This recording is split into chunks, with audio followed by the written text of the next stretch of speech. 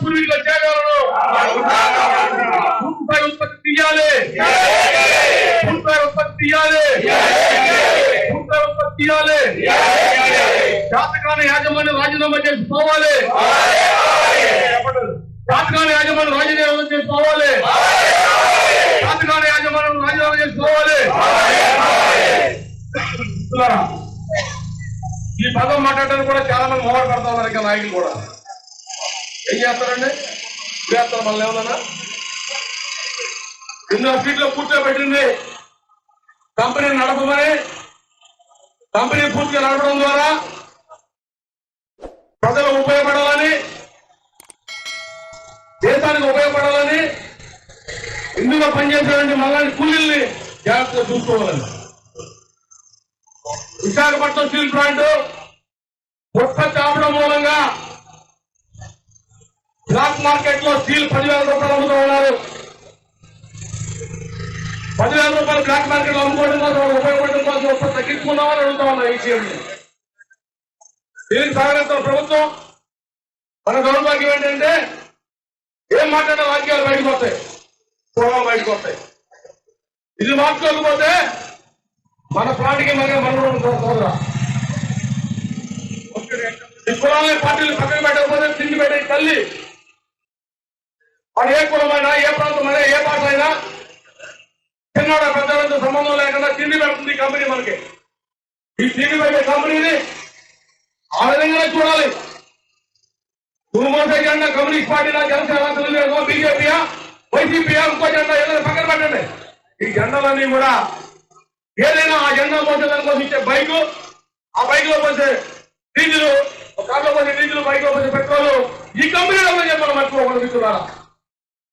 అది మర్చిపోయడానికి చేస్తా ఉన్నాం.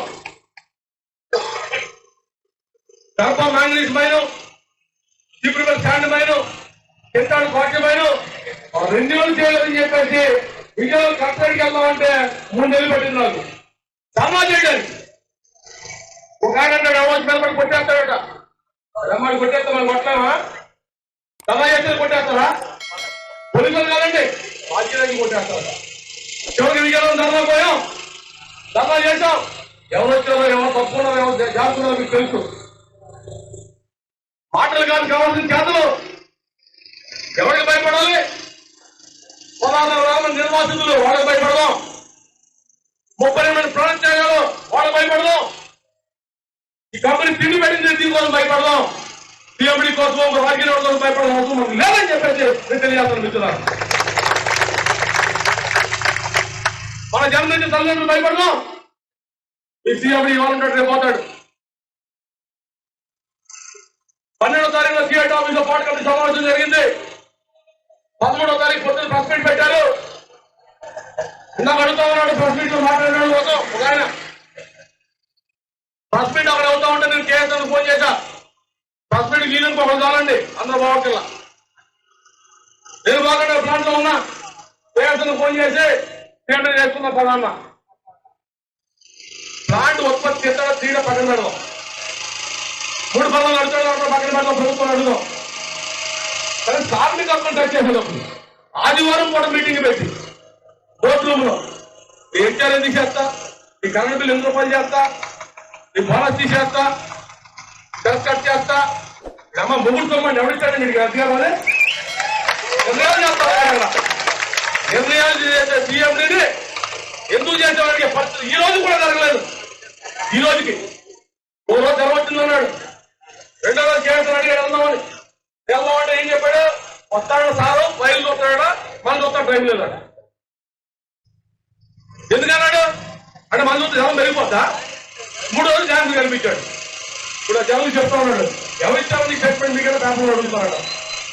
ఎవరిచ్చా కాదు నువ్వు చేసే కరెక్టా కాదని అడుగుతా ఉన్నాడు. ఎవడంతా అడుగుతాడు, నేను చదువుకోడతాడు. ఎవడో సమస్య కాదు కదా, నువ్వు చేసిన పని కరెక్టా? ఇంట్లో తిండి లేదు, తినడానికి ఉత్పత్తి లేదు, డబ్బులు లేవు, జీతాలు ఎవరైపోయావు, ఇప్పుడు డ్యాన్స్ చేస్తావు కరెక్ట్ అని చెప్పి అడుగుతూ ఉంటాడు. పేమెంట్ ఏం చేస్తాడు? నువ్వు వటికలు ఆమె ఎవరంటే నువ్వు వటికలు యాభై ఉంటే సైడ్ మాట్లాడు ఎంట్రుమ్ముతుంది 50 కాబట్టి మిత్రులారా ఈరోజు కనీస బాధ్యత గుర్తింపు నేను పిలిచి ఢిల్లీలో నిర్ణయం చేయగలే. ఆ నిర్ణయం చేస్తుంటే సెక్రటరీని అడుగుంటే నువ్వు వచ్చేలాగా గుర్తింపు పిలిచి మాట్లాడాలి. మాట్లాడినావా? మాట్లాడలేదు. మాట్లాడకుండా మనం గొడవ వెళ్ళాలి. మనం వెళ్ళకపోయామా?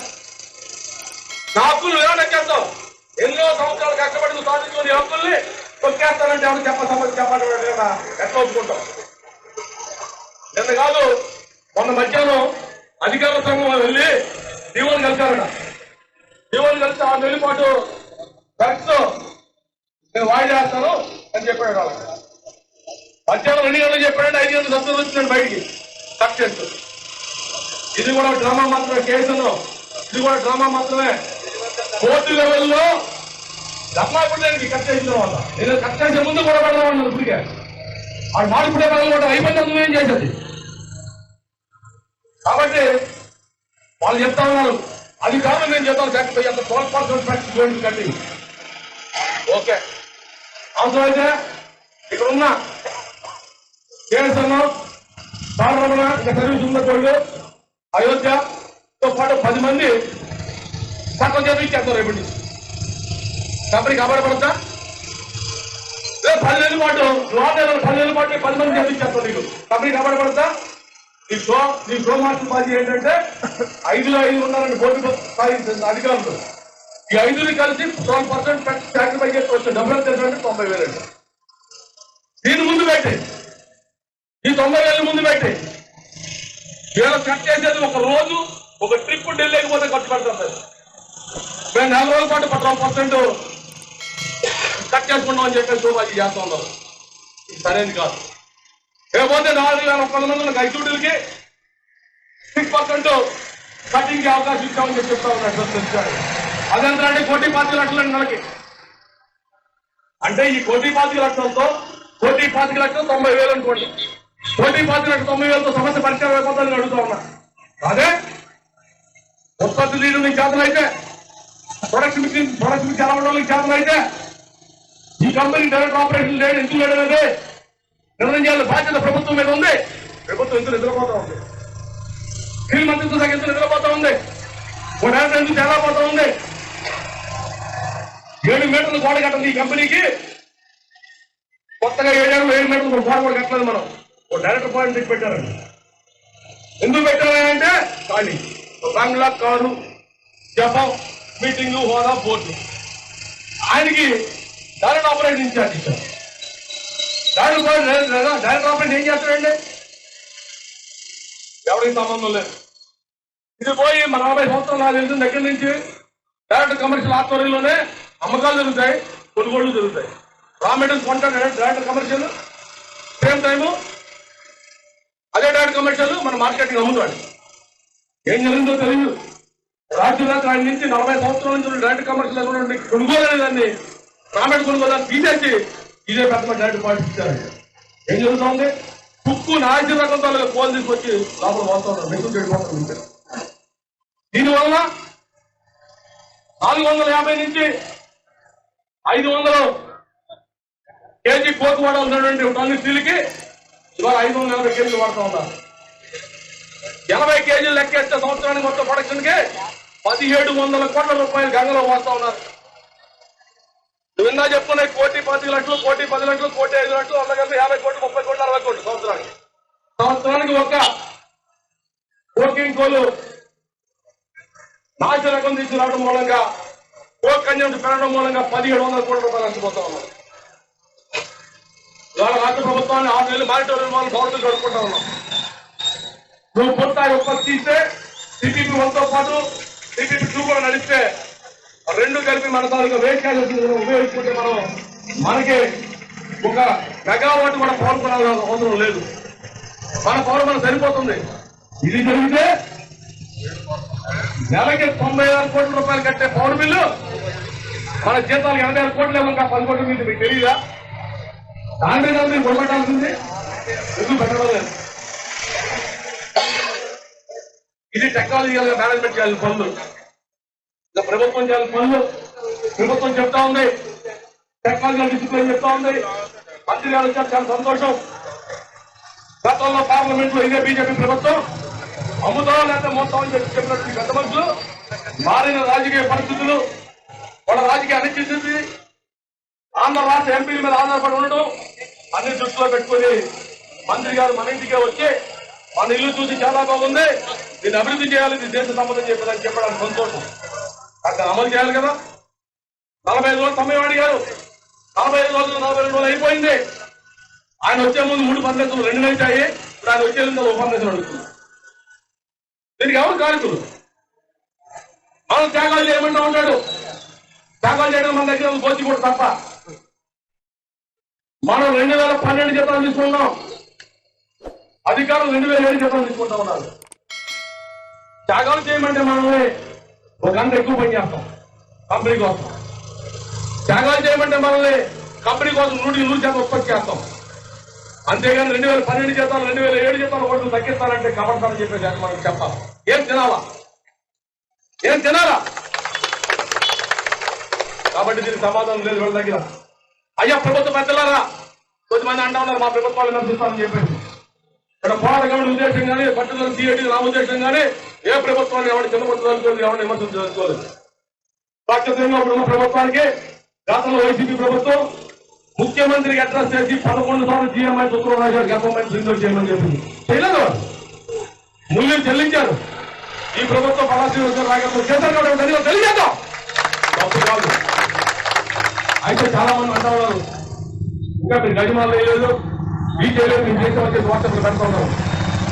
మన మెయిన్ ఎజెండా గర్భమైంది కానీ, కింద పాటమైంది కానీ, తాడిపల్లి స్టాండ్మైంది కానీ 40 సంవత్సరాలు మనం వాడుకుని ఆటోమేటిక్ వెళ్ళి రెన్యూవల్ స్టడీ చేస్తారు. దాన్ని మొక్కలు అడ్డం పెట్టారు, అడ్డం తీశారు. అందువల్ల సంతోషం, థ్యాంక్స్ చెప్తాం. విశాఖపట్నం స్టీల్ ప్లాంట్ ప్రైవేటీకరణ చేయడం లేదని దీనికి పూర్తిగా రామేడు సమకూర్చి పూర్తిగా ఉత్పత్తి చేసే దిశగా ఈ ప్రైవేటీకరణ ఆపేద్దామని ప్రకటించిన రోజున పల్లా శ్రీనివాస్ గారికి అయితేనేమి, ఆ భారత్ గారికి అయితేనేమి, సీఎం రమేష్ అయితేనేమి, ఇంకోటి అయితే తీసుకొచ్చి గజమాలతో సత్యాలు చేస్తాం తప్ప అది కావాలని మనం అడుగుతా ఉన్నాం. అది మెయిన్ ఎజెండా. ఇది మెయిన్ ఎజెండా. చిన్న ఎజెండా ఇది. మనం చేసే వంట జీలకర్రలండి ఇవే లేవు. ఇప్పుడు వంకాయలు వండడానికి మిగతా కూడా జీలకర్ర కూడా అవసరమే కాదంటలేదు. దానికన్నా పెద్ద మీటింగ్ కావాలని చెప్పేసి ప్రభుత్వం ఏదైతే చెప్పిందో దాన్ని చెప్పినట్టు ఈ దేశంలో దొరికే 1200 యాన్యువల్ ధరలు మన కేటాయింపులతో పాటు ఇమీడియట్ గా యాన్యువల్ సరఫరా చేయాలని చెప్పేసి, అలాగే రైల్వే రేట్లు అడిగిన సత్వం రిలీజ్ చేయాలని చెప్పేసి, మూడోది ఇండియన్ సెక్రటరీ కాలేజీలో పోల్ కానివ్వండి, ఆచరణలో పోల్ కానివ్వండి, గుంటాలు పోల్ మహాత్మలు కానివ్వండి, పోల్ సరఫరా చేయాలని చెప్పేసి డిమాండ్ చేస్తూ, అయ్యా మీరు సాయం చేయకపోయినా పర్లేదు, మాకు అన్యాయం చేయడం అలా డబ్బులు లేవు, ఎవరు అడుగుతున్నాం పోయి ఆ డబ్బులతో నాకు చెందకపోతాడు. వాళ్ళు బ్యాంకులు ముంబైలో మీటింగ్ పెడితే 45 రోజుల క్రితం బ్యాంకులు ఏం చెప్పినాయంటే మీరంతా కలిసి గవర్నమెంట్ నుంచి కంఫర్ట్ అని ఒక లెటర్ ఇప్పించాడు. ఒక లెటర్ మాత్రమే. ఈ సువిధాల భూభాగంలో ఉన్న 3 లక్షల కోట్ల ఆస్తికి అధిపతి ఎవరండి? Government of India. మీరు కాదు, నిర్వాహకులు కాదు. ఎందుకంటే అది ఇచ్చేశారు రాజేశ్వర పేరు. కాబట్టి గవర్నమెంట్ ఆఫ్ ఇండియా పేరు 3 లక్షల కోట్ల ఆస్తి పెట్టుకుని ఒక 3,000 కోట్ల 5,000 కోట్లు లెటర్ కంపెనీ ఎవరండి పోయే కాదండి. ఆదానికి ఇస్తావా, అమ్మానికి ఇస్తావా, లేకుంటే ఆ డబ్బులు కడతావా? దేశ ప్రజల ఆస్తిది. కాబట్టి లెటర్ కంఫర్ట్ నిద్రపోతూ ఉన్నారు. మన జాగా 65 ఎకరాలు ఆల్రెడీ ఇచ్చేశారు. ఇచ్చిన జాగా డబ్బులు ఇవ్వడం కోసం కండిషన్లు కడతారంట. నా గడవలు నా ఇల్లు నా స్థలం అమ్ముకుంటే నువ్వు పక్కన కండిషన్ పెట్టి కర్ర తిరిగే కొడతా. గడవతో గడితో అవధుకుండా ఇచ్చావు 1,050 ఎకరాలు. ఆ 14 కోట్లు ఇవ్వడం కంటే ఈ ఆర్టీడీ మెజర్స్ అట. ఎంత దౌర్భాగ్యం ఉంటుంది. కాబట్టి ఇటు ప్రశ్నించాలా, ఇల్లు గడ చెప్పాలా, ఆ తర్వాత గడ పట్టుకోవాలా. భవిష్యత్తులో ఇట్లాగే ఉంటామంటే కుదరదు. జనాన్ని నుంచి ఉపయోగం లేదు, కార్మికుల ఉద్యోగం నుంచి ఉపయోగం లేదు. వాళ్ళు మోటివేట్ చేయాలని బాధ్యత మంది. నిత్యం ప్రాంతం తిరుగుతూ ప్రతి మనిషిని కలుస్తూ వాళ్ళు మోటివేట్ చేయాలని బాధ్యత మందని చెప్పేసి నాయకత్వం గుర్తించాలి. అప్పటి గతంలో వచ్చారు, ఇప్పుడు రావడం లేదంటే కూడా మనం ఆలోచన చేసుకోవాలి. నాయకత్వం గతంలో వచ్చి ఇప్పుడు ఎందుకు రావడం లేదు? నేను ఆలోచన చేద్దాం, డిసైడ్ చేద్దాం. మన బలం ఎంత కార్మిక వర్గమే. ఆ బలాన్ని మరింత బలంగా పెంచుకుని కార్మిక వర్గాన్ని రోడ్డు మీద తీసుకొచ్చి ప్రభుత్వానికి దండలు చేసి ఈ సమస్యలు పరిష్కారం చేసుకుంటే మనం పూర్వీకుల త్యాగాలకు కానీ మనం చేసినటువంటి ఉద్యమాలకు కానీ మన నాయకులు 30 ఏళ్ళు 40 ఏళ్ళు కష్టపడడం స్టీల్ ప్లాంట్ అన్నదాని కోసం కానీ నిలవద త్యాగాలు కానీ 30 ఏళ్ళ ప్రాణత్యాగాలు కానీ అర్థమవుతుందని తెలియజేస్తూ వారు ఈ సమస్య కోసం నడుము బిగించాలని ఆ పద్ధతిలో ప్రభుత్వాల మీద ఒత్తిడి తీసుకురావాలని చెప్పేసి ఒత్తిడి తీసుకొచ్చే క్రమంలో అనుకూలంగా ఉన్న ప్రతి ఒక్కరికి ధన్యవాదాలు తెలియజేద్దాం, అనుకూలంగా లేకపోతే విమర్శ చేద్దాం. విమర్శ చేయడం కాదు అంటే కాదు వాళ్ళు కూడా ఇది అడిగేది మన ఇంట్లో సమస్య కాదు, మన సమస్య కాదు, ప్రజల సమస్య, రాష్ట్ర సమస్య, జిల్లా సమస్య. మన విశాఖపట్నంలో ఆంధ్రప్రదేశ్ 175 ఎమ్మెల్యే కాన్స్టిట్యూన్సీలు ఉంటే 175 అత్యంత సమస్య ఆదాయం కాన్స్టిట్యూన్సీ గాజులోకి మాత్రం. ఎందుకంటే ఈ స్టీల్ ప్లాంట్ వాళ్ళు మాత్రం చెప్పేసి గుర్తుపెట్టుకోవాలి. మనం ఈ స్టీల్ ప్లాంట్ కష్టం కాబట్టి రాష్ట్రంలో అత్యధిక మెజార్టీ పడాల్సి వచ్చింది. ఆయన చేతులు కూడా మనం చట్టం చేయాలి. ఓట్లేసేసాం, ఇది వచ్చే 95 మెజార్టీ చేయమంటే ఆయన కూడా చేయలేదు. అదే ఆయన తగ్గట్టుగా ఉద్యమాలు మనం చేయాలి. ఉద్యమాలని ఎవరు తెగడం కాదు, కొట్టడం కాదు, ఎవరి మనం పోవడం లేదు. ఖచ్చితంగా విశాఖ ఉప్పు తెలుగు ఉండాల్సిందే, ఉత్సాహం తీయాల్సిందే. రాబోయే కాలంలో యువత ఎవరైతే ఒకటి ఆదుతో జాయిన్ అయ్యారో వాళ్ళకి గొప్ప చూపించాల్సిందే. బాస్ అన్నారండి ఒకప్పుడు, బాస్ పక్కన పెట్టి డాన్స్ అన్నారండి, డాన్స్ పక్కన పెట్టి బాస్కి వచ్చారండి. నాలుగు పాటు అంతా అదే ఏంటంటే ఇదే స్టీల్ ప్లాంట్ లో కార్మికులు పనిచేయడం లేదు, నాయకులు పనిచేయడం లేదు. ఇదేమో మౌలిక భాషను చేస్తారా? ఇన్నాళ్ళు 100 మిలియన్ టన్నులు ఉత్పత్తి చేసుకుని పుట్టినరోజు చేసుకుని 100 మిలియన్ టన్నులు ఉత్పత్తి చేసి స్టీల్ ప్లాంట్ ఈ కార్మికులకు కాదని చెప్పేది అడుగుతా ఉన్నాను. అది పాత అయిపోయింది. ఇప్పుడు నాయకులు లోపల రాకూడదు, ఎట్లాంటి లోపల రాకూడదు, ఏదో ఒక ఇష్యూ మన ఇష్యూ డైవర్ట్ చేయాలని ఇంకో ఇష్యూ పట్టుకుంటారు. ఇది కాదు చేయాల్సింది. ఇప్పుడు రా మెటీరియల్ ఏమన్నా ప్రభుత్వం ఎందుకు ఇవ్వడం లేదు? రా మెటీరియల్ ఇవ్వడం నీ బాధ్యత కాదా? 55 లక్షల ఉత్పత్తి కెపాసిటీ ఉంది స్టీల్ ప్లాంట్, నడపకుండా 30 లక్షలు 30 లక్షలు ఎందుకు కుదిస్తా ఉన్నావు? కొత్త జీతాల వాళ్ళు పేరు పాత జీతాలు పక్కన పెట్టి సగం జీతాలు తీస్తా ఉన్నావు. పిట్టి బయటికి తెలుగు ముడిగా బయట దిగిపోతే నీ పక్కన. కాబట్టి మనం మన సమస్యలు అనేవి ఉండవచ్చు, మనకి ఇబ్బందులు ఉండవచ్చు, ఇవన్నీ పక్కన పెట్టి మేము అనేది చెప్పాం. ఓపెన్ కానీ ఎన్నికలు అంటా ఉన్నారు. ఆనాడు మాకు చెప్పండి, ఉత్తమాచారం చెప్పారు. ఎన్నికలు పెడతానండి కాబట్టి ఎన్నికలు పెట్టి పనులు మరా దేనికంటే ఎన్నికలు అంటే ఏమో ఎన్నికలు పెట్టలేడు. ఎన్నికలు అక్కర్లేదు, అండి ఉమ్మడిగా వెళ్ళి అది ఎన్నికల ఊళ్ళో 1 మంది ఎన్నికలు కావాల్సింది మార్చి వరకు. రేపు మార్చి వరకు స్టీల్ ప్లాంట్ లైన్ లో పెట్టడం కోసం ఉత్పత్తి పరంగా ఉత్పత్తుల పరంగా ప్రైవేటీకరణ పరంగా మన జీతాల పరంగా కలిసికట్టుగా అందరం కలిసి కొట్లాడితే ఈ సమస్య పరిచయం వస్తే మాస్టర్ చూద్దాం ఎవరి సత్తా ఏంటో ఎవరి లక్షణం ఏంటో చూద్దాం అని చెప్పి తెలియజేస్తూ ఈ అవకాశం తెలియజేస్తాను. Thank you.